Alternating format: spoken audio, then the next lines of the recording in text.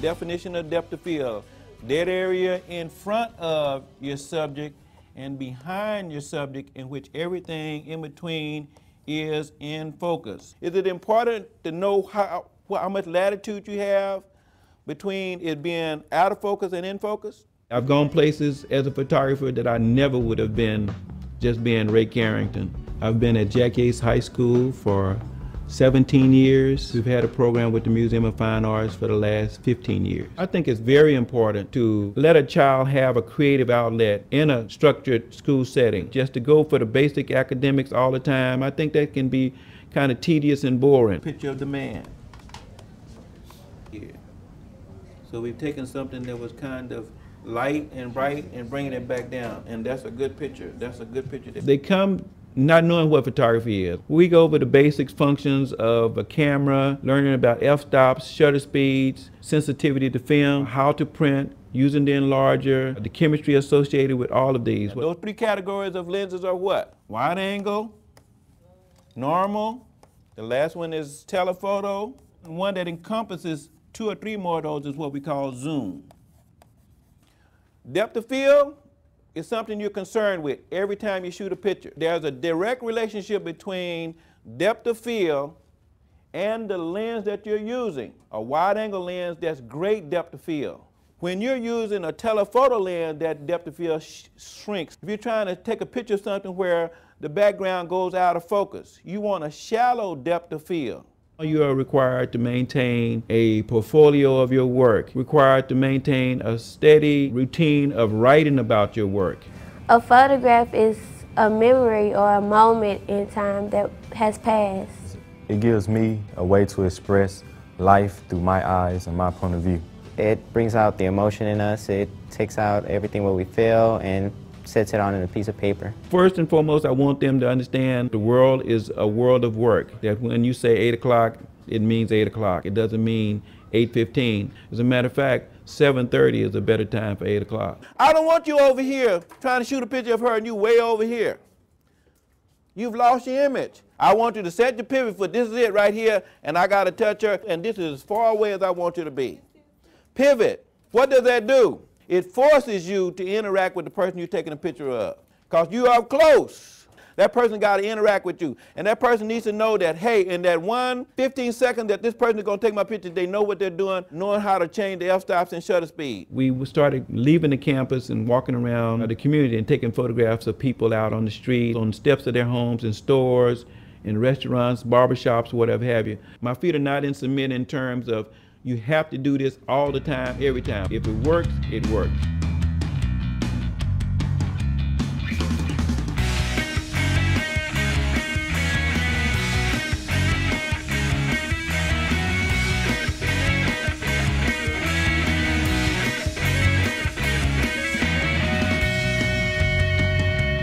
A photograph to me is capturing small pieces of life and taking them wherever you like and cherishing them forever. We take pictures of whatever we feel in that day, our emotions, and we can show the whole world how we feel at that time. We can express it.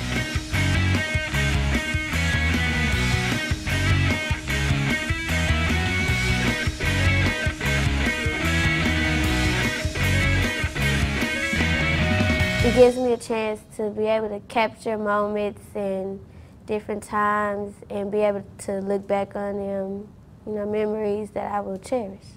They'll show you some things that you've never seen before. It's beyond photography. It's their own personalities, it's their own feelings, attitudes about different things that has really surprised me. With a normal lens, you shoot this and you find your angle of coverage. Then you move inside the angle of coverage for the next thing and you piece them together. All those are individual pieces of pictures put together to make a panoramic, from curve to curve. Get up off your rusty dusties, dedicate 1 or 2 days, or when we do get a chance to go walking, you got to have that other one in your pocket. Otherwise, we done messed up 3 years. Photography is a way for me to explain and share with generations who are coming behind me. The students that I teach now, I tell them all the time about things that they've never heard of. Not only your major historical figures like your presidents and your sports figures. You take a person like a Moses Leroy who lived and was a civil rights worker in this area. You take a person like Judson Robinson, who was the first black city council person for the city of Houston. He grew up in the same neighborhood that we're in right now. If you can't do something on somebody like Edith Irby Jones, do somebody that you're around all the time. Do your mother, do your brother, do your pastor, do your across the street neighbor. So if we can't get to Edith Irby Jones, blow it off. What I have learned from working with Mr. Carrington is how to dress, how to be more presentable, suits and ties. I learned how to make money off my photography and not just take pictures for fun. I've learned many things such as responsibility, work ethic, how to be organized, how to make right decisions on all things, of all aspects of life. Once they learn the tools of photography, they are very, very expressive with capturing what they want to show as a representative of what they feel about life. You always need something to look back on. It's proof, it's history, it's memories, it's everything. I really have to take my hat off to the Museum of Fine Arts. It's unusual for a major museum to feature a high school program like we've been featured. Yes, I will continue to be a photographer because it has really grown on me. Mr. Carrington has grown on me. This class, the Jack Yates High School program has grown on me.